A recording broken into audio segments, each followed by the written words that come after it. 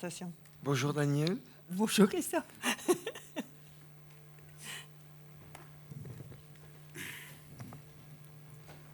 Messieurs les photographes, je vous remercie.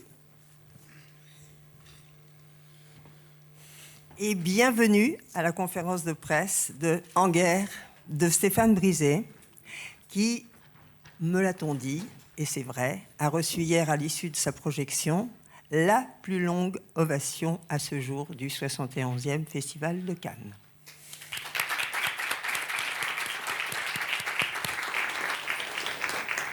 À l'extrémité de cette table, je vous présente des fidèles. Le producteur Christophe Rossignon, déjà compagnon de route de Stéphane Brisé pour La Loi du marché, et comédien à 16 heures, ça c'est autre chose. Et à côté de lui, co-scénariste du film et aussi de La Loi du marché, Olivier Gors.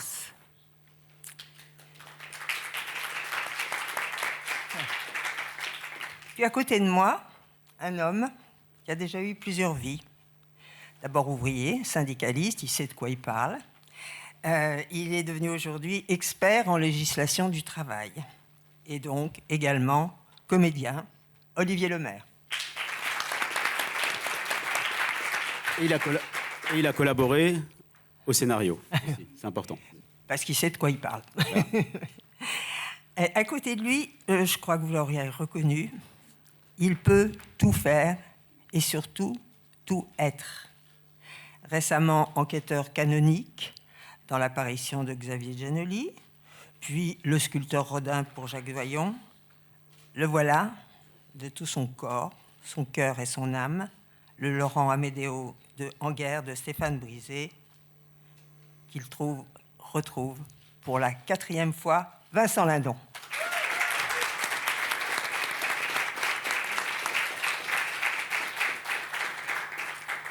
Et enfin, heureux récidiviste du Festival de Cannes, déjà venu en 2009 avec Mademoiselle Chambon, puis en 2011 avec Quelques heures de printemps, le magnifique Quelques heures de printemps, bon. Puis en 2015 avec cette Loi du marché qui a valu le prix d'interprétation à Vincent Lindon. Le voilà en guerre, Stéphane Brisé.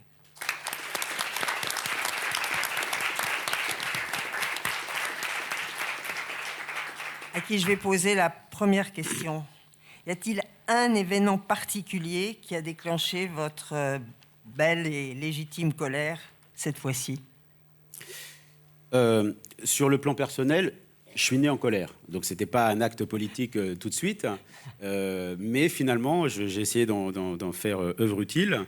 Je l'ai conservé. Je l'ai conservé. Force est de constater que c'est quelque chose qui m'a accompagné toute ma vie. Mais finalement, pas tellement exprimé à l'écran. Même carrément pas. Une scène de colère dans Quelques heures de printemps avec Vincent contre sa mère. Mais ça ne portait pas la colère d'un groupe, comme c'est le cas dans En guerre. Il peut y avoir parfois un événement qui déclenche quelque chose. Après, c'est plutôt quelque chose un agglomérat d'événements. Mais peut-être qu'il y en a eu un qui a présidé quand même à la décision, l'injonction personnelle de dire « je vais poser ma caméra à cet endroit-là ». C'est évidemment les images des DRH d'Air France à qui on arrache la chemise, qui est une image importante. C'est une image qui tout d'un coup surgit dans les médias, dans le monde entier, et en une seconde, la colère est devenue violence, et à ce moment-là, la parole et la colère et les revendications des salariés deviennent absolument inaudibles. Parce que toute personne normalement constituée se met du côté de ceux qui se font arracher la chemise. Bon, à ce moment-là, le travail du réalisateur et du scénariste, avec Olivier, commence, c'est de se dire, mais qu'est-ce qui se passe en amont ? Qu'est-ce qu'on fait à des hommes et des femmes pour qu'ils puissent arriver à ce point d'incandescence de la colère ? Donc, on commence le travail. Et ce travail, puisqu'on ne va pas faire un copier-coller des histoires d'Air France, on va le placer à l'endroit de l'industrie. Et à ce moment-là, il y a une rencontre bien en amont, qui préside à la construction de ce récit à l'intérieur d'une entreprise de sous-traitance automobile. C'est la rencontre on le connaissait par les médias et par un documentaire, Xavier Mathieu, qui était le leader syndical de l'entreprise Continental quand il y a eu un plan de fermeture totale de cette entreprise.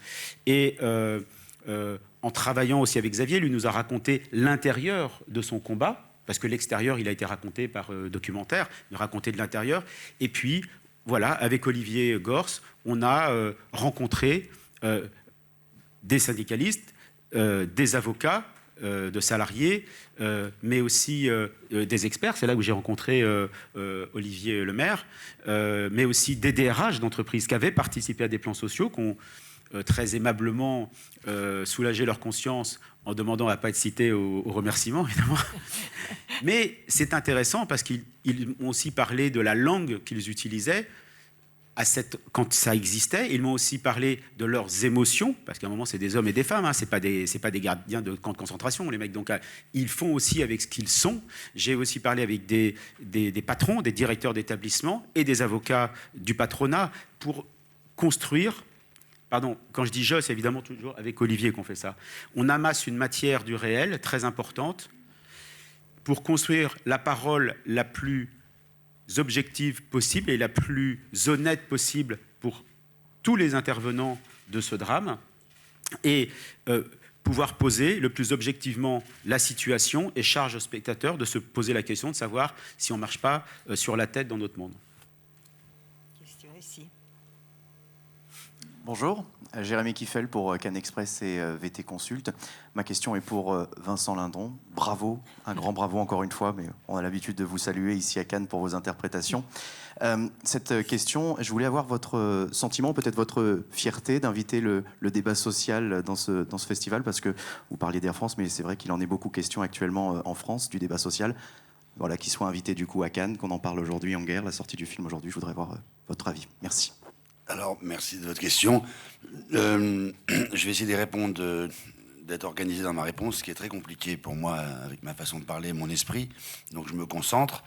La première chose, c'est que je trouve que si ce film est la manière d'un metteur en scène, Stéphane Brisé, ou de moi, de faire de la politique, ou en tout cas dans le grand sens du terme, le secrétaire du festival, le secrétaire général Thierry Frémaux et Pierre Lescure, en convoquant des films comme ça à Cannes, c'est une manière aussi de faire de la politique, c'est une manière aussi de montrer à la planète entière, parce qu'ils savent que c'est le plus grand spot qui existe au monde pour le cinéma, de faire une photo du monde et de montrer ce qui se passe aujourd'hui et d'utiliser l'art qui est le cinéma, le 7e art, pour montrer que la culture, c'est très important et qu'on peut aussi éveiller, prévenir et informer les gens, en plus des infos normales, de ce qui se passe dans le monde, avec des metteurs en scène de talent qui ont pris du temps, qui prennent le temps qui n'est pas toujours donné à des journalistes, parce qu'ils ne l'ont pas, ou parce qu'ils arrivent au dernier moment. Ils ne peuvent pas être là en aval ou en amont, ou plutôt en amont et en aval, et qui laissent le temps à des réalisateurs d'essayer d'expliquer les avant et les après. Donc ça, c'est une chose que je trouve très importante. Et voilà pourquoi j'aime participer de temps à autre à des films comme ça. La chose qui me révulse le plus pour les acteurs ou les actrices qui font des films comme ça, comme moi, ou des metteurs en scène comme Stéphane Brisé, et on n'a pas le monopole de ça, c'est qu'il y a un esprit de temps en temps qui est très compliqué, qui fait que on est toujours choqué par quelqu'un d'une caste sociale qui se mêle d'un problème d'une autre caste sociale. Là, aujourd'hui, je pourrais dire, si j'étais journaliste, pourquoi Thierry Frémaux, qui a une belle vie, pourquoi Pierre Lescure, qui a une belle vie, pourquoi Vincent Lindon, qui a une belle vie, se mêle de ça. Parce que ça n'appartient à personne, parce que... ou à tout le monde, et justement, et que moi, je suis fier de pouvoir essayer d'aider des gens qui sont plus en difficulté ou plus en faiblesse que moi. Et il y a une tendance à toujours vouloir, c'est assez français, mais peut-être que c'est aussi européen, mondial, j'en sais rien, à toujours vouloir dire aux gens plus puissants, c'est pas à toi de t'en mêler, avec ce que tu gagnes, de quel droit tu t'occupes de ça, on ferait bien de ceci, on ferait bien de cela. Non, c'est comme ça que peut-être on garde les gens qui sont plus défavorisés dans un état de défaveur parce que les gens qui s'occupent d'eux ne seraient que aussi des gens défavorisés. Non, ça n'appartient à personne, donc à tout le monde, et c'est ça qui me plaît. Et je suis prêt à en subir les critiques quand de temps en temps elles arrivent. Ma passion, moi, c'est les gens. J'aime discuter, j'aime parler, il n'y a que ça qui m'intéresse. Je ne suis pas fou des voyages, je ne suis pas fou de la musique classique, de visiter des musées. Moi, ce que j'aime, les plus grands musées, les plus grands livres et les plus grands voyages, je peux les faire en prenant l'apéro avec quelqu'un. J'aime parler aux gens, j'aime être près d'eux. Et je vais donner la parole après aux autres personnes qui sont là. Quand j'ai rencontré Olivier Lemaire, avec qui probablement, peut-être, on ne se serait jamais croisés, quand Stéphane nous a amenés tous dans cette usine et qu'on s'est rencontrés une semaine avant pour se voir, je le dis avec beaucoup de simplicité, puisque le film est sorti, je ne suis pas besoin de faire de la promotion ou faire de la lèche, et le film est fait. J'ai passé peut-être 23 des plus beaux jours de ma vie d'homme. C'était formidable. On a eu des discussions, des échanges, une fusion. Je les ai peut-être aidés à rentrer dans un cadre, parce que le cinéma, c'est un cadre. Il y a le haut de l'écran, le bas de l'écran, la droite de l'écran et la gauche de l'écran. On est pris dans une boîte. C'est un cadre. Et un bon film, c'est essayer de faire sentir ce qui se passe, qui n'est pas dans le cadre, en plus de ce qu'il y a dans le cadre. Et peut-être que Olivier, Mélanie, Jean Grosset, tous les gens qui sont dans la salle là et qui étaient dans le film, et j'en passe plein, je ne vais pas citer tous les noms, m'ont aidé à me diluer. Et on a été complètement immergés ensemble, on mangeait ensemble, on se changeait dans les loges ensemble, on vivait ensemble. Et je pense qu'on s'est épatés mutuellement. Moi, je n'en suis pas revenu du niveau de discussion qu'ils avaient sur le tournage. Ils m'ont énormément aidé à être Laurent Amédéo. Je n'aurais jamais pu l'être s'ils n'avaient pas été ces comédiens géniaux qui sont.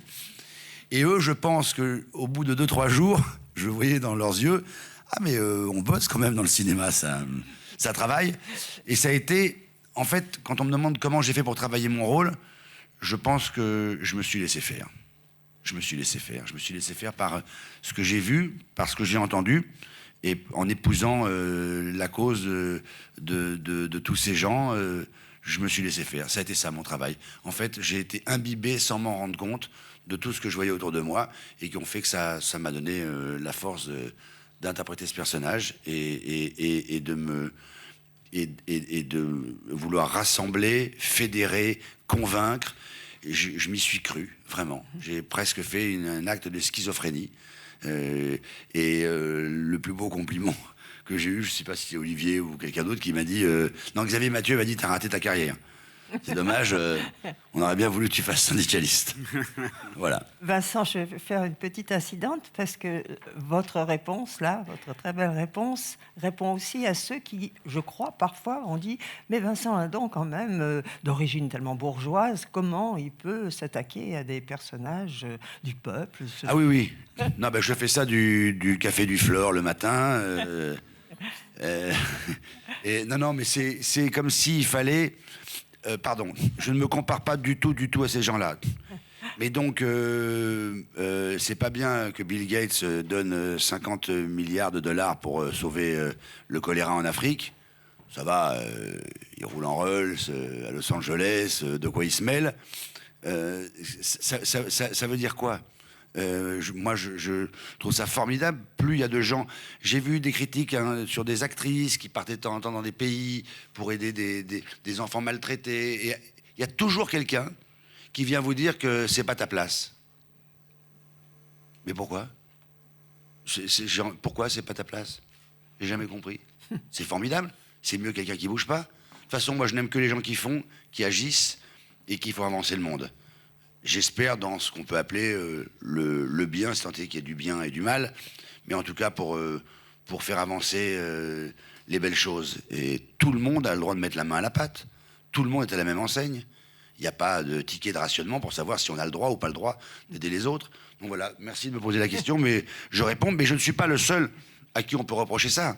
On peut le reprocher à des metteurs en scène ou à des actrices. Je vous dis, j'ai lu plein de fois dans la presse ces dernières années, de quel droit ? Mais du droit que j'en ai envie, puis c'est tout. Mais on pourrait retourner la question au sens de quel droit un fils de prolo va demander 3 millions d'euros pour faire un film. C'est beaucoup d'argent pour un fils de prolo. Voilà. La liberté qu'on a, c'est celle qu'on prend, c'est pas celle qu'on nous donne. Bravo. Question? Jean Serrois, le Dauphiné. Vous venez de parler de la matière sociale, la matière économique, la matière politique. Moi, je voudrais vous parler de la manière.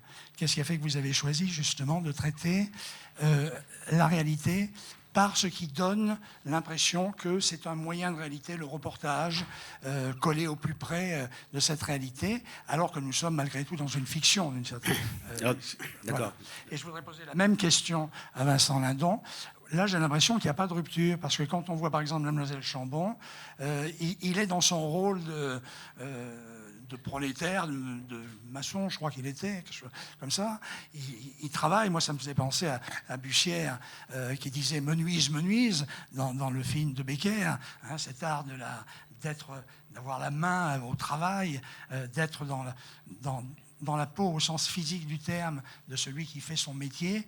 J'ai l'impression que ça n'est qu'une continuité, que vous, ici, dans ce film-là, vous soyez au fond dans votre personnage, qui reste un personnage de fiction, mais qui est justement dans une réalité totale, et que vous êtes toujours, d'une certaine manière, comme ça. Donc, moi, il me semble que vous brisez, je ne sais pas, c'est peut-être une analyse, vous avez des films qui sont des films romanesques, une veine romanesque, une veine fictive, et que Lindon, il est toujours, quelle que soit la veine, romanesque ou réaliste, dans l'incarnation. C'est juste avant de répondre à la question, c'est un compliment, c'est une... J'arrive C'est un pas... compliment. Ah, d'accord. Mais, Manifestement. en fait, monsieur est comme Yann Moix, il pose des questions qui vont être plus longues que la réponse. Alors, il y a beaucoup de choses aimables, il me semble, dans ce que vous avez dit. Et quand bien même ça ne serait pas aimable, j'y répondrai quand même. Mais il y a quand même immédiatement quelque chose, je suis obligé d'observer, qui met intégralement au taquet. Il y a sur un mot, je monte dans les cintres, c'est reportage. Et non, parce que le film, s'il emprunte à la dramaturgie, à une dramaturgie, c'est une dramaturgie du documentaire et pas du reportage. J'intègre les reportages de télévision dans les films, mais je trouve assez incroyable qu'un journaliste, donc quelqu'un qui est quand même affûté, immédiatement emploie le mot reportage pour parler de la forme de ma fiction. Et ça, c'est très, très étonnant, parce qu'en plus, dans le film, sont collés et mis en écho l'image du reportage, qui n'a strictement rien à voir avec l'image de la fiction, posée à côté de la fiction qui, avec sa dramaturgie, justement éclaire ce que le reportage ne montre pas. Et donc, à un moment, on se pose la question, avec Olivier, pourquoi, quand on commence à travailler, pourquoi des images en plus ? Pourquoi on va faire des images en plus sur un sujet dont on parle à peu près tous les jours à la télévision ? Ben justement, c'est parce qu'on répond à une question. Certes, on en parle beaucoup, souvent, et pour autant, je ne suis pas certain que les mécanismes à l'œuvre soient très bien compris. Je ne comprends pas pourquoi, aujourd'hui, on ferme des entreprises qui sont rentables en France. À partir de cette question-là, la fiction va servir à éclairer, parce que la fiction, elle peut prendre le temps. Et ça, c'est extraordinaire. Et là, il y a quelque chose qui devient... qui légitime tellement ces images de fiction, c'est qu'elles vont venir remplir les trous béants que, justement, le reportage ne remplit pas. Parce qu'il n'a pas le temps, mais parce qu'il ne prend pas certainement le temps. Donc, il va choper les images les plus spectaculaires parce qu'il en a besoin. Parce que c'est un peu la course à l'échalote entre les chaînes. C'est celui qui prendra l'image qu'on passera en boucle et qui sera évidemment la plus spectaculaire. Mais quand cette image spectaculaire surgit, c'est fini, il n'y a plus de discours. Mais qu'est-ce qui s'est passé en amont ? Et les reportages ne va jamais dans le temps des discussions qui ne mènent à rien, les discussions qui sont des impasses, où la colère, justement, la souffrance va commencer à se transformer en colère, la souffrance des salariés, et elle n'aura jamais ces images, elle ne passera jamais ces images de ces salariés qui, des mois et des mois et des mois et des mois après avoir été mis au chômage, se jettent sous les roues d'un train. Ces images n'existent pas. Donc il ne leur reste que l'image la plus spectaculaire au reportage et qui va trahir quelque chose. Voilà. Et qui va même trahir dans l'esprit des gens qui sont pourtant eux-mêmes concernés ce qui se passe. Donc il y a quelque chose, il y a une nécessité à ce moment-là de faire intervenir la fiction qui, en plus, par rapport au reportage, peut aller à des endroits où la caméra de documentaire ne peut pas aller. Après, sur la forme, sur la forme, il y a l'idée de traduire, il y a l'envie de traduire une idée du réel. C'est qu'une idée du réel, c'est pas le réel, on n'a pas de prétention à... Donc c'est une forme qui... On pourrait le réaliser autrement, ce film. Il y a quelque chose qui passe par qu'est-ce qui me crée une émotion. Il me semble que voilà, cette forme-là, où donner le sentiment que ce qu'on voit à l'écran a été attrapé par hasard, n'a existé qu'une fois, me passionne, m'émeut même. Et la confrontation de la fiction par la présence de Vincent. Vincent est l'élément de fiction, le cadre cinémascope qui est dans l'inconscient collectif a plutôt à voir avec la fiction que le documentaire. Cette interaction est très intéressante et justement la légitimisation de la fiction pour venir éclairer ce réel auquel on n'a pas accès dans le reportage. Juste un petit mot sur le reportage d'ailleurs. Avec Stéphane, on avait été, en fait, on a suivi par exemple le procès justement d'Air France et les reportages de BFM TV étaient produits à charge, c'est-à-dire le reportage intégral, monté, commenté et produit à charge devient un élément de preuve contre. Donc c'est cette rapidité de traitement et cette caricature qui devient après un élément de justice qui est quand même un peu étonnant. Et pour aller plus loin, c'est vrai qu'il y avait des sujets de BFM, de France 2, de France 3. On était au procès. Pendant 1h30, les défenseurs des cadres qui s'étaient fait arracher la chemise nous ont montré ces reportages. Moi, j'avais envie de lever la main en disant, mais vous savez, on fait dire ce qu'on veut à une image. Mais après, la défense a pris la parole et nous a rebalancé les mêmes reportages pendant 1h30 en nous disant, mais vous voyez, en fait, là, en disant, voulant faire dire aux images le contraire de ce que les autres voulaient dire auparavant. Dans le film, je peux vous pointer du doigt les acteurs à qui j'ai dit dans la situation dont vous ne parlerez pas évidemment dans vos reportages et dans vos papiers, où ça dégénère. Le reportage télé, j'ai dit à certains, vous êtes des salariés qui protégez plutôt le patron allemand. Je défie quiconque de me dire dans l'image qui est en train de charger sur le mec ou qui est en train de le défendre. C'est impossible. On fait dire ce qu'on veut aux images, évidemment. C'est la nature même de fait de filmer quelque chose, c'est qu'on peut lui faire dire une chose et son contraire. Et rapidement, en ce qui concerne incarner, vous disiez incarner. Alors après, le monde se divise en deux, on peut faire ça sans arrêt. Il y a des acteurs qui composent et d'autres qui incarnent. Rien n'est mieux ou moins bien. Il y a des joueurs qui jouent au filet et des joueurs qui jouent en fond de cours. Ça donne des fois McEnroe, des fois Björn Borg, donc tout va bien pour tout le monde. Et il y a des acteurs qui jouent comme ci, d'autres qui jouent comme ça. Moi, je ne pense pas être assez bon acteur pour composer. Donc je vais chercher là où je peux, c'est-à-dire chez moi, parce que ça, chez moi, ça m'appartient. Donc j'essaye de m'approcher au plus près du fantasme que je me fais de si moi j'étais lui. Et j'incarne. Au lieu de parler à 40 syndicalistes et d'étudier tout, comment ils bougent leurs mains, comment ils parlent, comment ils tiennent un micro, d'abord il n'y en a pas un qui le fait pareil. Il y en a des grands, des petits, des musclés, des pas musclés, des calmes, des nerveux. Je me dis, ce que je vais faire, c'est que je vais plutôt voir moi comment, si j'étais syndicaliste, si j'étais leader syndical, comment je ferais. Et puis une fois que j'ai à peu près trouvé et que je m'appuie sur un socle qui est le mien, là, je le vérifie et je le teste avec les gens autour de moi. Et c'est vrai que j'ai dû demander 50 fois, ça se peut, ça va, j'en ai pas fait trop.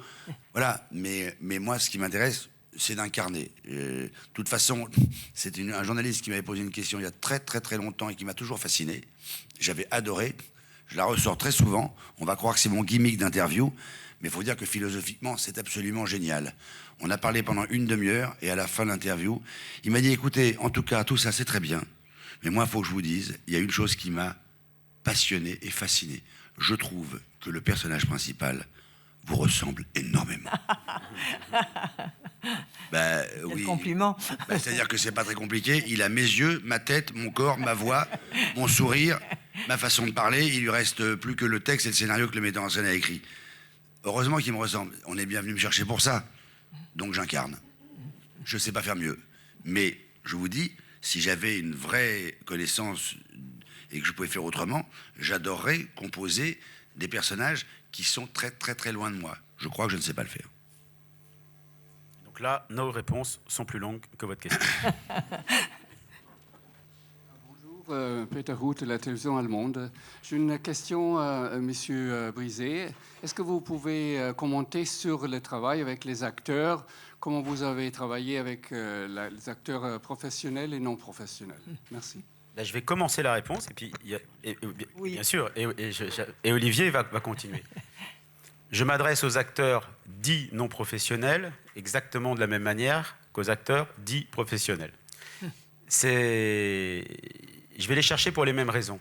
Et une partie des raisons, c'est ce que vient d'expliquer Vincent, c'est justement des gens qui ne composent pas, c'est des gens qui sont. Et finalement, que ce soit Vincent Lindon qui a fait plein de films, ou quelqu'un comme Olivier, Mélanie qui est là, Jean, voilà, j'ai croisé la route d'hommes et de femmes qui ont une capacité à être tout à fait vrai, avec une caméra qui est en train de les filmer. Donc ça, c'est très singulier, hein, tout le monde n'est pas capable de le faire.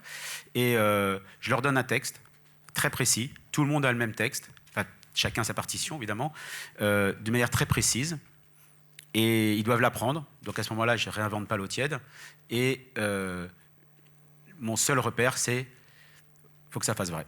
Et ensuite, c'est intéressant de voir comment Olivier, c'est son expérience d'homme à l'intérieur de du film. Oui, bonjour. C'était d'abord fascinant parce qu'on avait un peu cette espèce de liberté quand Stéphane dit qu'effectivement il y avait des textes décrits. Il y avait des boussoles, en fait, il y avait des repères très précis qui correspondaient à un argumentaire. Et puis on avait quand même cette liberté, cette possibilité d'apporter notre petite touche personnelle, notre vocabulaire personnel, avec les accents particuliers de certaines régions. Et donc ça permet effectivement d'avoir un peu de liberté. Peut-être que si on n'avait pas eu ce petit espace de liberté, ça aurait été beaucoup plus stressant pour nous, non professionnels. De sortir un texte, d'être présent dans une scène, de faire fi de la caméra. Donc, en tout cas, moi, ce que j'ai vécu de l'intérieur, c'est ce qui m'a permis peut-être d'être plus naturel que ce que j'aurais pu être, c'est cette petite liberté que j'avais dans le texte, dans les dialogues, dans les discussions, dans les attitudes aussi.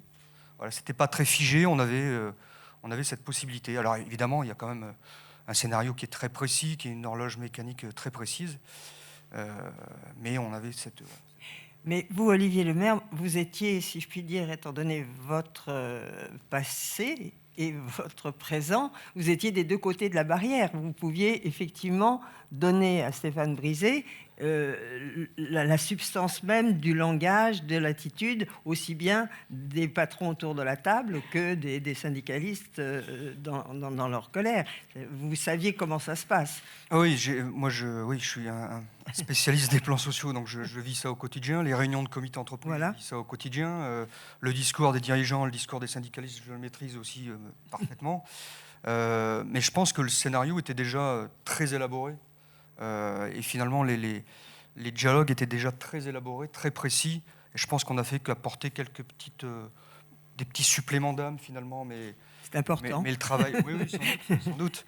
Mais le travail qui a été fait en amont par Olivier et par Stéphane était déjà pour moi très très précis, très très juste, et qui devait à mon avis résulter de toute la documentation dont ils se sont enrichis, des images qu'ils ont sans doute visionnées pendant des heures pour arriver à cette précision-là.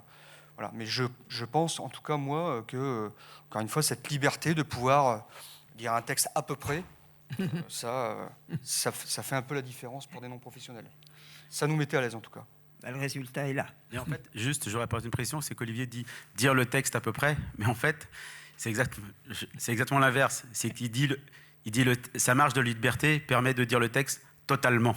C'est-à-dire que moi, je pense que je suis avec le texte, je leur donne quelque chose qui sort du travail commun d'Olivier et de moi, quelque chose qui est évidemment très structuré, très pensé, voilà, c'est une horloge qui tourne, mais à un moment, la vérité, le moment d'incandescence de la vérité, il vient parce que je ne choisis pas au hasard Olivier, puisqu'il maîtrise ce langage-là. Et c'est par le langage et la précision du langage que la vérité va sortir, et c'est cet espace de liberté qui leur permet d'injecter, des fois, de transformer un mot ou d'injecter un autre mot sans trahir la scène. Et à cet endroit de vérité, ça remplit l'espace vacant qui reste de la scène. Et c'est la même chose pour chacun des acteurs qui est dans son espace de compétence, en fait, quand il est sur le plateau. Bonjour, hello.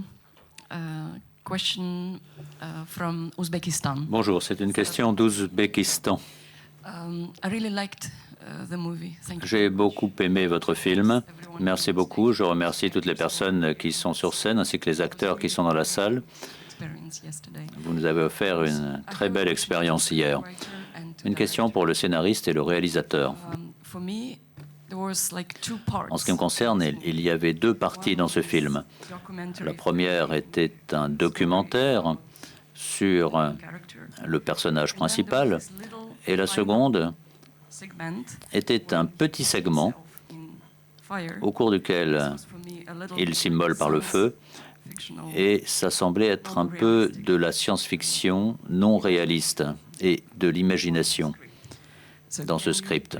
Pouvez-vous nous dire si j'ai bien interprété les choses, si vous avez fait cela à dessein ou si c'est ma propre interprétation personnelle?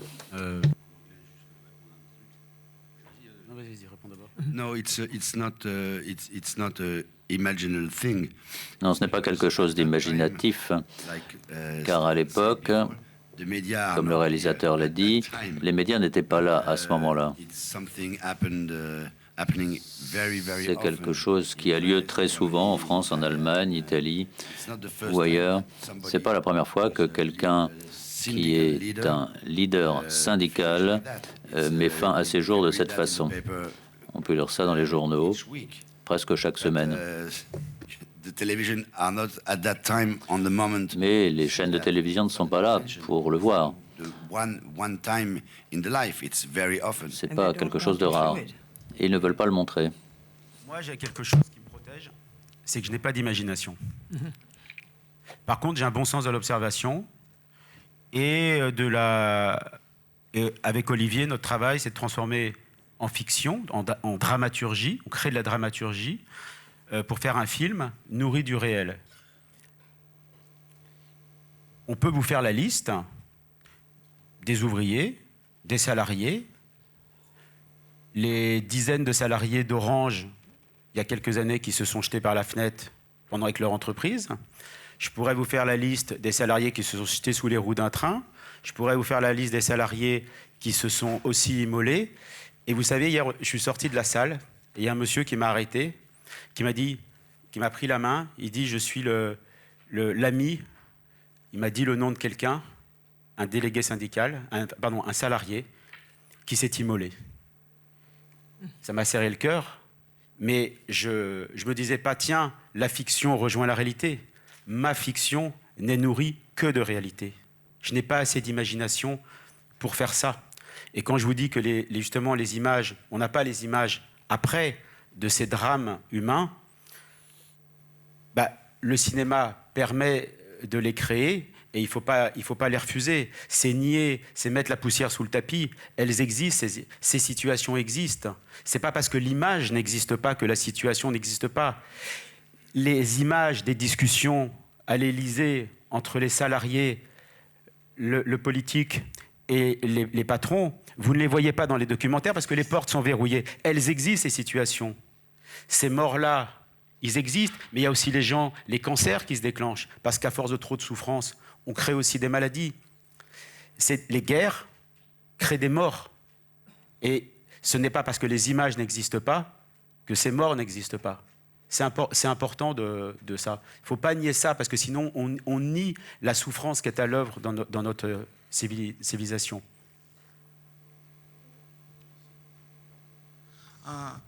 Rodrigo Fonseca, de Brasil, TV Globo. Deux questions pour M. Stéphane Brisé, s'il vous plaît. La première, si vous pouvez dire quelque chose sur la musique de Bertrand Blessing, c'est une musique très poétique. Et après, si vous pouvez dire quelque chose sur votre travail avec Éric Dumont à la photo. Merci. Merci de parler de Bertrand Blessing et d'Éric Dumont. On était en septembre 2016. Je n'avais pas encore écrit une ligne de ce film, de ce scénario. Et puis, je vais par hasard un spectacle de théâtre qui mêlait de la musique, du slam et puis des acrobaties, avec sur les trampolines. Et c'était Bertrand Blessing, qui était derrière sa batterie, et avec sa basse, avec une forêt de pédales à ses pieds, et il faisait la musique en live. Une musique d'une grande puissance, la puissance qu'on peut retrouver dans le film. J'ai l'idée de mon film, je n'ai pas écrit une ligne du film, mais j'ai l'idée de l'énergie de mon film que je vais écrire. Je vois ça, je suis par hasard à ce spectacle, j'emmenais mes enfants, il fallait bien que je les occupe une après-midi, je vais voir ça. Et d'abord, je suis intimidé devant le talent. Donc j'ai du mal à faire le pas d'aller voir quelqu'un. Et puis j'y vais finalement. Et je lui dis, voilà, je m'appelle Stéphane Brisé, je suis réalisateur, je vais écrire un film. Donc il ne connaissait pas mes films ni mon travail. Bertrand n'a jamais écrit de musique de film. Il n'a pas vu mes films, peut-être qu'il en voit d'autres, mais en tout cas pas les miens. Et il crée des musiques pour des spectacles de danse depuis des années et des années. Très bien, je dis, on s'échange nos coordonnées, il m'envoie le lendemain quelques liens de certaines de ces musiques existantes. Une me percute totalement, c'est la musique qui est à la fin du film, qui s'appelle Insane, le morceau c'est Insane. Je l'écoute en tout certainement au moins 800 fois de suite, et je sais que ce morceau-là va être dans le film, et certainement à la fin du film, il porte tout. Enfin, il y a quelque chose, même l'écriture du film, cette musique-là, a précédé même l'écriture. Et pour autant, cette musique, elle est très mélancolique. Mais la rage d'autres partitions du film, eh ben, il les a pas créées sur les images. Il les a créées. J'ai donné le scénario. On a été filmer des manifestations. Je les nourris d'images, même des trucs que je chopais sur Internet et que je montais. Je les nourris de ça parce que je change tout le temps de musiciens de musique de film, parce que je ne prends jamais de gens qui font des musiques de film, des spécialistes de musique de film. J'aime cette espèce de spontanéité, je ne crée pas la musique à l'image, je donne des images pour s'inspirer, ou le scénario, et puis ils construisent à partir de ça. Et je suis très heureux de cette expérience, pour moi évidemment, pour le film, et que c'est une musique qui traduit la psyché du groupe, la colère du groupe, le grondement du groupe. Donc ça, c'est extraordinaire. C'est une ligne d'écriture en plus. Elle n'est pas là pour illustrer quelque chose. Elle est là pour raconter quelque chose que l'image et le son ne racontent pas. Mais je suis heureux aussi pour Bertrand, parce que Bertrand, c'est quelqu'un qui s'était un petit peu réfugié aussi à cet endroit tout à fait formidable de la création de musique pour des compagnies de danse. Mais il y avait quelque chose, il s'était un peu protégé du monde, c'est-à-dire qu'il faisait ça tout seul et personne n'intervenait. Et là, il a accepté le dialogue avec un réalisateur. Et il m'a dit, j'ai ouvert une porte et je lui souhaite de pouvoir avoir ce dialogue-là plein de fois, parce qu'il a un talent infini. Et Éric Dumont, chef opérateur, qui était à l'endroit avec qui j'avais fait La Loi du marché, qui est quelqu'un qui est très jeune. Quand j'ai fait La Loi du marché, c'était son premier film de fiction. Ce garçon avait réalisé quelques documentaires, il avait filmé en tant que chef opérateur plusieurs documentaires, et j'aime sa liberté. C'est quelqu'un qui sait, donc qui maîtrise évidemment totalement la technique, il peut travailler tout seul. Sur mon film, il n'y a pas de pointeur, donc c'est le chef opérateur n'a pas quelqu'un qui fait le point pour lui.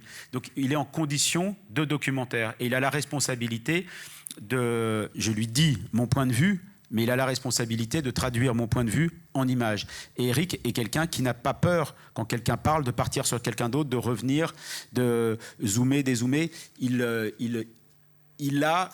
est, s'il y a, mettons, 10 acteurs qui doivent filmer, il est le 11e. Voilà. Quelqu'un d'une grande sensibilité, grande écoute et grande liberté. Je suis désolée, cette conférence est magnifique. Je suis sûre qu'il y a d'autres questions, mais le temps est compté. Donc, avant de vous remercier tous, je voudrais simplement dire que je crois qu'il n'y a pas de loi écrite au Festival de Cannes qui empêcherait un comédien d'avoir, pour la deuxième fois, le prix d'interprétation. Merci, messieurs.